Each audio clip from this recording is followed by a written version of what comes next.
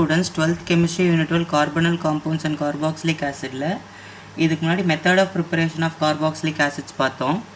இப்போ evaluate yourself ரெண்டு question கேட்டிருக்காங்க, அது பார்க்கலாம். What happen when N-propyl benzene is oxidized with acidified potassium permanganate அப்படின்னு கேட்டிருக்காங்க.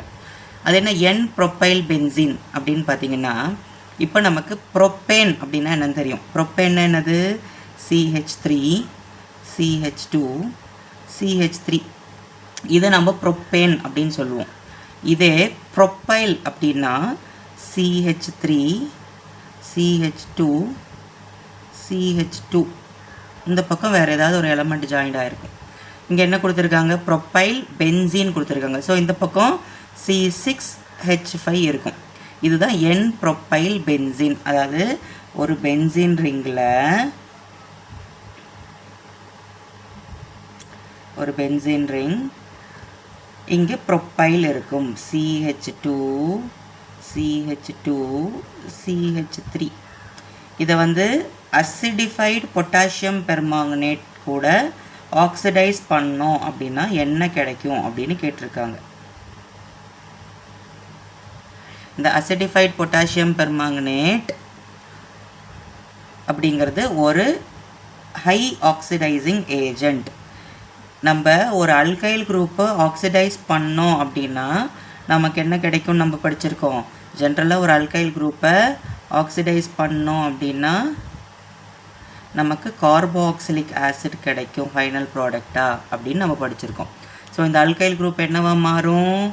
கார்பாக்சிலிக் ஆசிடாக மாறும். ஸோ இந்த பென்சீன் ரிங் இருக்குது, இந்த பென்சீன் ரிங்க்கு மேலே இருக்கக்கூடிய அல்கைல் குரூப் ஆசிடாக மாறிடும். ஸோ நமக்கு பென்சாயிக் ஆசிட் கிடைக்கும். இதுக்கு பேர் N-propyl benzene.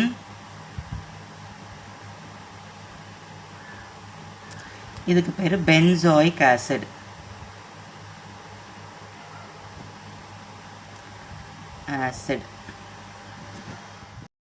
செகண்ட் கொஸ்டின் என்ன கேட்டிருக்காங்க அப்படின்னா, how will you prepare benzoic acid using Grignard reagent அப்படின்னு கேட்டிருக்காங்க. இப்போது Grignard reagent அப்படின்னா என்ன? இப்போ இந்த Grignard reagent அப்படிங்கிறது ஒரு அல்கைல் இல்லைன்னா ஒரு அரைல் குரூப் கூட மெக்னீஷியம் ஒரு ஹாலைட் இருக்கும். ஒரு மெக்னீஷியம் ஒரு ஹாலைட். ஹாலைட்னா என்னது? ஹாலஜன். ஒரு புரோமினாக இருக்கலாம், குளோரினாக இருக்கலாம், அயோடினாக இருக்கலாம், அந்த மாதிரி ஏதாவது ஒரு ஹாலைட் கம்பைன் ஆகிருக்கும். இப்போது நம்ம இந்த இடத்துல இது நம்ம ஆல்ரெடி நம்ம ப்ரிப்பரேஷன் ஆஃப் கார்பாக்சிலிக் ஆசிட்ஸில் பார்த்தோம். அதாவது ஒரு Grignard ரியேஜெண்ட்டை கார்பன் டை ஆக்சைடு கூட நம்ம ட்ரீட் பண்ணால் நமக்கு கார்பாக்சிலிக் ஆசிட் கிடைக்கும். அதாவது கார்பன் டை ஆக்சைடு நம்ம வந்து கேஷியஸ் ஸ்டேட்டாக எடுக்க மாட்டோம், சாலிட் ஸ்டேட்டாக. அதாவது கார்பன் டை ஆக்சைடை -109.3 டிகிரி ஃபாரன்ஹீட்டுக்கு நம்ம கூல் பண்ணி கம்ப்ரெஸ் பண்ணோன்னா நமக்கு ட்ரை ஐஸ் கிடைக்கும். அந்த ட்ரை ஐஸை Grignard ரியேஜெண்ட் கூட நம்ம ட்ரீட் பண்ணோம் அப்படின்னா நமக்கு கார்பாக்சிலிக் ஆசிட் கிடைக்கும். அது எப்படின்னு பார்க்கலாம். ஃபஸ்ட்டு ட்ரை ஐஸ் எடுத்துக்கிறோம். ட்ரை ஐஸுங்கிறது சாலிட் கார்பன் டை ஆக்சைடு, ஓகேங்களா? Dry ice. இதை வந்து நம்ம என்ன Grignard ரியேஜெண்ட் இங்கே எடுத்துக்கிறோம் அப்படின்னு பார்த்தீங்கன்னா, methyl magnesium bromide CH3 MgBr. இதை எடுத்து நாம் ட்ரை ஈத்தர் கூட ட்ரீட் பண்ணுறோம். ட்ரை ஈத்தர்னா இப்போ ஈத்தாக்சி ஈத்தேன், ஈத்தாக்சி மீத்தேன் அந்த மாதிரி இருக்குது இல்லைங்களா, ஈத்தர்ஸ். அது கூட நம்ம எடுத்து ட்ரீட் பண்ணோம் அப்படின்னா என்ன நடக்கும்னா, நமக்கு தெரியும் இந்த COO கூட போயிட்டு இந்த கம்ப்ளீட் எலமெண்ட் ஜாயிண்ட் ஆயிரும். எப்படின்னு பாருங்கள். இப்போது CH3 C double bond O இந்த பாண்ட் போய் இந்த பக்கம் இருக்கக்கூடிய இந்த மெக்னீஷியம் புரோமைடு கூட ஜாயின் ஆகும். MgBr ஜாயின் ஆகுமா? இதை ஃபர்தராக நம்ம ஹைட்ராலிசிஸ் பண்ணும்போது H+OH-. அப்போ என்ன நடக்கும்? இந்த MgBr ப்ளஸ்ஸாக இருக்கும். ஸோ இந்த இடத்துல இந்த OH- போய் ஜாயின் ஆகும். இந்த இடத்துல O- இருக்கும். இந்த H+ போய் அது கூட ஜாயின் ஆகும். ஸோ பாருங்கள், இப்போது CH3 C double bond O. இந்த இடத்துல O இருக்குது, இந்த O மைனஸாக இருக்கும். ஸோ இந்த H ப்ளஸ் போய் இங்கே ஜாயின் ஆச்சுன்னா OH கூட நமக்கு Mg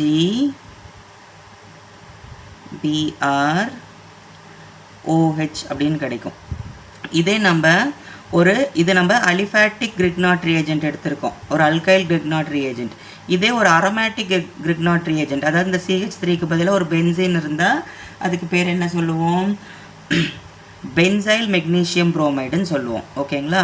பாருங்கள், இல்லாட்டி ஃபினைல் மெக்னீஷியம் புரோமைடு. ஏன்னா பென்சீன் சப்ஸ்டியூஷனாக இருந்தால் ஃபினைல்னு சொல்லுவோம். ஃபினைல் மெக்னீஷியம் புரோமைடு எடுத்து நம்ம ட்ரீட் பண்ணோம் அப்படின்னா சேம் தான். ட்ரை ஐஸு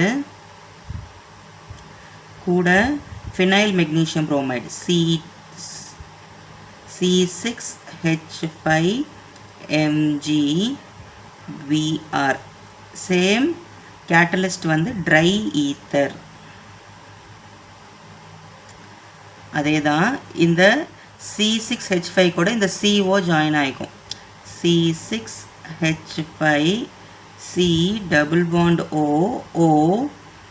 MgBr ஆயிரும். இது ஃபர்தராக நம்ம ஹைட்ராலிசிஸ் பண்ணும்போது H plus OH minus H2O கூட ஹைட்ராலிசிஸ் பண்ணும்போது இதே இந்த H ப்ளஸ் போயிட்டு இந்த O கூட ஜாயின் ஆகிக்கும், இந்த OH மைனஸ் போயிட்டு இந்த C கூட ஜாயின் ஆகிக்கும்.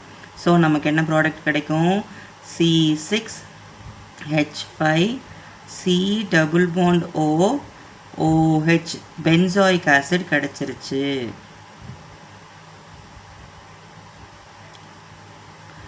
இது கூட சேம் நமக்கு MgBr OH கிடச்சிருச்சு. இப்போது நம்ம ஒரு அல்கைல் கிரிக்னாட் ரியேஜென்ட் எடுத்துக்கிட்டோம் அப்படின்னா நமக்கு அசிட்டிக் ஆசிட்டும், ஒரு அரைல் கிரிக்னாட் ரியேஜென்ட் எடுத்துக்கிட்டோன்னா நமக்கு பென்சாயிக் ஆசிட்டும் கிடைக்கும். இந்த மெத்தட் வச்சு தான் நம்ம கிரிக்னாட் ரியேஜென்ட்லேருந்து ஒரு ஆசிட் நம்ம தயாரிக்கிறோம். சரிங்களா? இப்போ நமக்கு கேட்ட கொஸ்டின் வந்து பென்சாயிக் ஆசிட் தான் கேட்டிருக்காங்க. ஸோ நமக்கு இதுதான் ரியாக்ஷன். இது வந்து உங்களுக்கு எக்ஸாம்பிளுக்காக நான் சொல்லி கொடுத்தது. சரிங்களா? Okay, thank you.